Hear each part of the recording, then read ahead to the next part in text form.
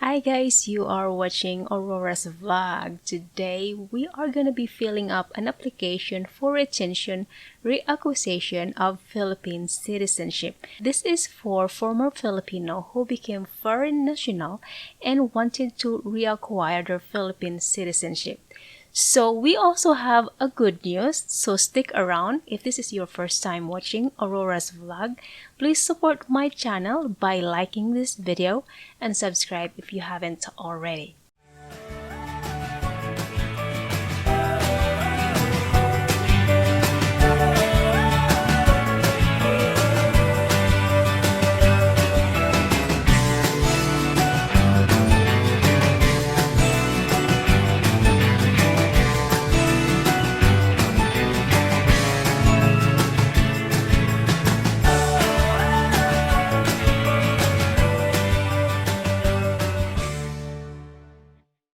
The good news is, starting yesterday, Philippine Consulate General in Los Angeles are accepting walk-in applicants. So now, listen to this, they just started yesterday.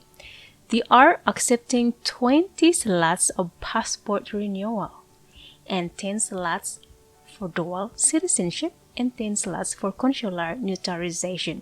Let's go back to filling up a form. So to download your form for Philippine reacquisition of dual application, you need to go to philippineconsulateLA.org. Click home.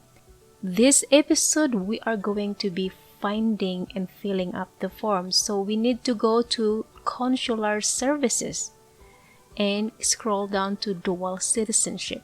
So there is a trick. If you are a person that like to just print the form and you fill it up with pen, I want to show you which form it is. Go to read first. I want to tell you why I want you to go this route. Click this one. Okay. The reason why I want you to do this because this one, this form, this version is not fillable, meaning you cannot type in. No matter what you do, you cannot type in anything. So this is the one you print and you write down by ink. Now, if you want to go back, you want the form that you can just type in your information because it's, for me, I prefer that because it's clean and it's very neat. It's not messy looking. So click the read first. It will scroll back up and click the requirement instead. Click the requirement and scroll down. Number 2, there is this dual citizenship application form. Now, the reason why I want you to do this way, because the other one is not gonna work for fillable. This is the fillable one. Click that one. As you can see, if I'm going to zoom it in, as you can see, you can fill it in. See that? See that? Now this is what I did. And the reason why I like this one because I can just type it in and it looks very clean. So I have already filled the other form right here. So this is what I want to tell you. In this form, there are only 2 pages. You must have 3 2x2 pictures, colored pictures with white background. You affix these 3 pictures in here, in this 3 box. Here, here, and here. And by the way, application is $50 and if you want a certified copy is $25. So I have already put in the information, just the sample. If your maiden name, meaning single name, is Juanita Rodriguez and your middle name is Beltran, this is how you would type it in. Rodriguez Juanita Beltran. Now if you are married and you want to change your name, you can click here. But if you do not want to change your name, click no and leave this empty. This, leave it empty. But if you want to change your name and you're married to Jones John Allen, so your name is, so you leave this yes, click yes. You put your married name, your first name, your middle name, and the supporting documents, of course. The reason why you change your name because you have married. Okay, you got married, and so you have to show the supporting documents, marriage certificate. Okay, if you do not want to change your name, you can leave this box empty from 2A all the way to 2D and click no and check this one. Alright, so now you put your birthday here, number 3, number, and in the month it says here write the whole words, the year, the full year, and put your either you're female or male, and then you're married, and here you must put your height, and the height they use in the Philippines is meter, and then the weight they use kilogram. So if you're 100 pounds, you are 45 kilograms. If you are 5 foot, you are 1.524. Just Google whatever the conversion of your height and your weight. And so you married to your husband, and his name is John Allen Jones. So you would have to type in last name first, Jones, his first name, John, and the middle name, Allen. And his citizenship is United States of America. And of course, your parents is, your father is Rodriguez Juan Reyes, and your mom is Ramos Leticia de la Cruz. And both of them are Philippines. Now, how did you acquire your citizenship? Philippine citizenship? By birth. Almost always by birth, okay? So then, your current, because you are the applicant, what is your current citizenship? So, for me, I put American. And then, how did you acquire your citizenship, your foreign citizenship? For me, is naturalization. Then they'll ask you for the day you become naturalized, certificate number. The U.S. certificate number is 8 numbers. So I'll just this is like an example, the 8 numbers. And then if you do have a foreign passport, which is your U.S. passport, you put that down here. And then the place where it was issued and the month. Let's put the month here. January 1, 2010. Or let's just say 2015. And then, so what is your supporting documents if you wanted to apply? If you want to be qualified. So, if you have an PSA or you have NSO, it is acceptable. That is a Philippine birth certificate. And if you have an old passport, you can bring that. You can bring your old expired passport. If you do not have, if you do not have an expired passport, you can actually bring your Philippine LTO driver license. So if you want to go back here, so the requirements is right here.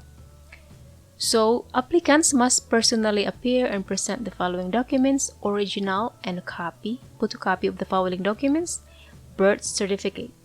And the second one is birth certificate, the NSO or the PSA birth certificate, okay? And then this must be original. And then the third one is foreign naturalization certificate. If you do not have the old passport, if you do not have, let's see, if you do not have birth certificate, or you do not have an old passport, they will accept, as you can see here, they will accept LTO driver license and postal ID. ID issued by Philippine government agency with your photo, full name, date of birth, and nationality indicated. Or you can bring also your Philippine marriage certificate registered with the local civil register of the Philippines. So let's go back to the form. And then you can also tick the box. If you have your if you were married in the Philippines, you can bring that one. Or your foreign naturalization certificate, which is, in my case, that's what I did. And then they will also ask for your Philippine address. So put your Philippine address here in number 17, and then your current address here in USA, number 18. Your home telephone number, your email, your cell phone, your present job, and the address of your present job. Page 2, alright? If you have children, let's just say you do not have any. But if you do, let's just say you have one. You'll have to have 3 2x2 pictures for each children, and you affix it here. Child 1, child number 2, child number 3. Okay? So you put the information for your child number 1 here, the last name, the first name, the middle name, their sex, if they're male or female, they're single, their date of birth, where they were born, the country of citizenship, and then the supporting documents. So if you do not have children or child, you skip that one, which I did. I skipped that one. So here is the page where I want you to not forget. You must have this notarized. So if your bank can give you a service free for notarized, go do that. But I went to UPS, and I think UPS charged $10 for notarized. I want to show you mine. This is what the second page has been notarized already. So I have applied the notarization for my form on May 3rd. I write my printed name over my signatures, as you can see. It's redundant. I don't know why they want to do that. The notary public is the one will fill that in. And then the date, what county, if you are in Pinal County, Maricopa County, or George County, whatever county you put that in, they'll fill it in for you. You just sign and print your name.